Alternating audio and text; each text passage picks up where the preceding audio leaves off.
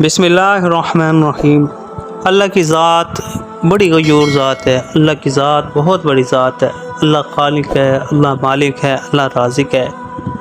آج یہ اتنے بڑے بڑے الفاظ ہیں کہ آج ہم اس کی قدر نہیں جانتے، آج ہم اس کی ویلیو نہیں جانتے ہیں، آج ہم اس کی طاقت کا نہیں پتہ۔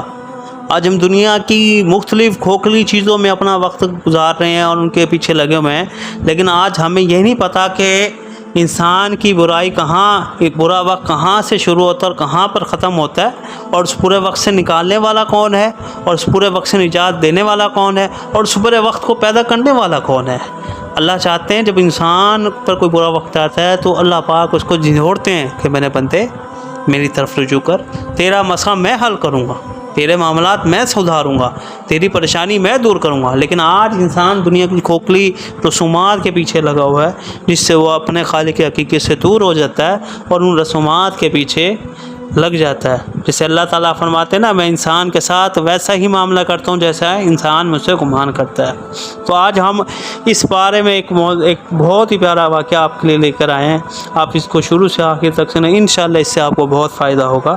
کہ بنی اسرائیل میں ایک شخص نے 99 قتل کیے تھے، اور پھر اللہ تعالیٰ کی ذات نے اس کے لیے راہ نجات کیسی بنائی۔ حضرت عبداللہ بن یزید رحمۃ اللہ علیہ کہتے ہیں، رسول اللہ صلی اللہ علیہ وسلم نے ارشاد فرمایا کہ اللہ تعالیٰ کے ہاں اپنے بندوں کے گناہوں کو بخش دینا کوئی بڑی بات نہیں۔ تم سے پہلے لوگوں میں ایک آدمی تھا جس نے 99 قتل کیے تھے۔ وہ ایک راہب کے پاس، ایک بزرگ کے پاس آیا اور کہنے لگا، میں نے 99 قتل کیے ہیں، کیا میرے لیے کوئی توبہ کی گنجائش ہے؟ راہب نے کہنے لگا کہ بالکل نہیں، تو نے تو بے حد ظلم کیا۔ اس نے لپک کر 99 ہو گئے، سینچری پوری کرتا ہوں، لپک کر اس کو بھی قتل کر دیا۔ پھر کسی دوسرے راہب کے پاس، اللہ والے کے پاس گیا اور کہنے لگا کہ میں نے 100 آدمی قتل کیے ہیں، کیا میرے لیے کوئی توبہ کی صورت ہے؟ اس اللہ والے راہب نے کہا، تو نے تو بے حد ظلم کیا، تو میں تو کچھ نہیں کر سکتا، البتہ یہاں پر ایک قریب ہی 2 بستیاں ہیں، ایک کو بصرہ کہا جاتا ہے، دوسرے کو کفرہ کہتے ہیں۔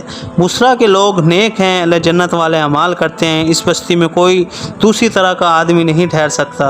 اہل کفرہ میں برے لوگ ہیں، وہ تو ذکر والے اعمال کرتے ہیں، ان میں بھی کوئی دوسری طرح کا آدمی نہیں ٹھہر سکتا۔ تو اگر اہل بصرہ میں قیام کرے تو انہی جیسے اعمال شروع کر دے گا، اور تیری توبہ میں بھی کوئی شک نہیں رہے گا۔ یہ آدمی اس بستی کا ارادہ کر کے چل دیا۔ ابھی 2 بستیوں کے درمیان تھا کہ موت آ گئی۔ رحمت اور عذاب کے فرشتے آپس میں باہم جھگڑا کرنے شروع کیا، تو اللہ تعالیٰ سے اس متعلق سوال کیا، تو اللہ تعالیٰ کا ارشاد ہوا کہ دونوں بستیوں کے درمیانی فاصلے کی پیمائش کرو، اگر یہ شخص جس بستی کے قریب ہوگا وہاں کے لوگوں میں شمار کر لو۔ چنانچہ پیمائش کرنے پر چند انچ کی مقدار یہ بصرہ کے قریب پایا گیا، اور وہیں کے لوگوں میں شمار ہوا، اور اللہ تعالیٰ نے اس کے ساتھ آسانی والا معاملہ فرمایا۔ تو میرے پیارو، آج اللہ کی ذات اتنی بڑی ذات ہے کہ اللہ کی ذات سے کوئی پوچھنے والا نہیں ہے۔ اللہ جس کو چاہے غریب کر دے، جس کو چاہے امیر کر دے، جس کو چاہے بادشاہ بنا دے، جس کو چاہے فقیر بنا دے، تمام چیزوں کی چابیاں اللہ کی ذات کے پاس ہیں۔ یہ ہمارے دلوں میں یہ بات رچ بس جانی چاہیے کہ ہمارے مسئلے کا حل اللہ کے نکالے گا، ہمارا مسئلے کا حل ہمارے نبی کے طریقے میں ہے، ہمیں کامیابی حضور کے طریقوں میں ملے گی۔ اس کے علاوہ جتنے بھی اعمال ہیں، جتنے بھی طریقے ہیں، جتنے غیروں کے طریقے، سب میں ناکامی ہے۔ تو ہمیں اللہ کی ذات کے ساتھ جڑ جانا ہماری کامیابی ہے، اللہ سے ہمارا چھٹ جانا، الگ ہو جانا ہماری ناکامی ہے۔ یہ اعمال ہم نے سیکھنے، اس کی کوشش ہے، اس کی محنت ہے۔ تو اللہ کی ذات سے ہم دعا کریں، اللہ پاک ہمیں دین کی رغبت عطا فرما دے، دین کی محبت اور دین کی حقیقت نصیب فرما دے۔